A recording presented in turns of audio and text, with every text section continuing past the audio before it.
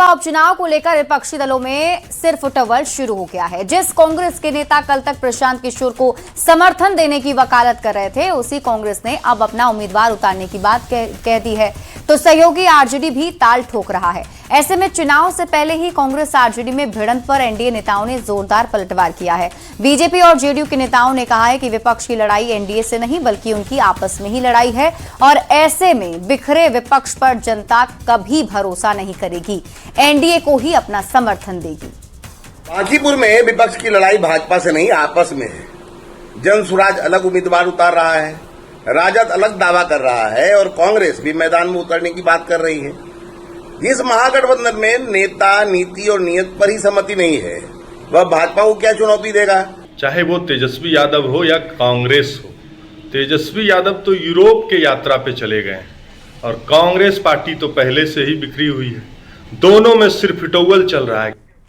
तो बांकीपुर से जन स्वराज के उम्मीदवार प्रशांत किशोर ने कहा कि बांकीपुर की जनता पढ़ी लिखी और समझदार है। ऐसे में ये चुनाव ना सरकार बनाने के लिए है, ना विधायक बनाने के लिए। अगर बिहार की राजनीति में बदलाव होना है तो इसी उपचुनाव से बदलाव की शुरुआत होगी। चुनाव हो रहा है इसलिए कि ये भाजपा का सो कॉल्ड इतना बड़ा किला है जिसको जहां भाजपा को हराया नहीं जा सकता है। इसलिए क्योंकि मैं समझता हूं कि बिहार के सबसे पढ़े लिखे, सबसे प्रबुद्ध, सबसे समृद्ध मतदाता बांकीपुर में रहते हैं। तो अगर बिहार में परिवर्तन होना है, बदलाव होना है, तो बिहार के सबसे पढ़े लिखे समृद्ध लोग अगर उस अभियान के, उस प्रयास का हिस्सा नहीं बनेंगे तो बिहार में बदलाव कैसे होगा। मेरा ऐसा विश्वास है कि बिहार के सबसे प्रबुद्ध और समृद्ध मतदाता बिहार में एमएलए बनाने के लिए नहीं, सरकार बनाने और हटाने के लिए नहीं, बिहार में एक नई राजनीतिक शुरुआत के लिए वोट करेंगे और निश्चित तौर पर उनके सामने अब एक विकल्प है, उस विकल्प के पक्ष में वो खड़े होंगे, ऐसा मेरा विश्वास है। जेडीयू के राष्ट्रीय कार्यकारी अध्यक्ष और राज्यसभा सांसद संजय झा ने कहा है कि बांकीपुर सीट से निश्चित तौर पर बीजेपी की जीत होगी और इसमें कोई शक ही नहीं है। विपक्ष की दावेदारी पर उन्होंने कहा कि लोकतंत्र में सबको चुनाव लड़ने का अधिकार है। में चुनाव में किसी को भी कहीं से खड़ा होने का अधिकार है और जनता मालिक होती है वोट के समय में।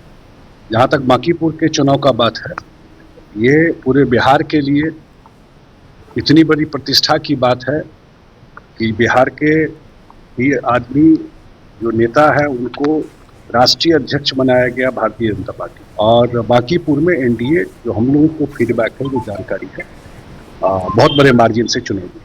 तो बांकीपुर विधानसभा चुनाव को लेकर विपक्ष में अपनों के बीच की तलवारें खिंच गई हैं। वहीं बीजेपी के राष्ट्रीय प्रवक्ता शहनवाज हुसैन का दावा है, आरजेडी, कांग्रेस या प्रशांत किशोर कोई भी लड़े, परिणाम पर कोई फर्क पड़ने वाला नहीं है।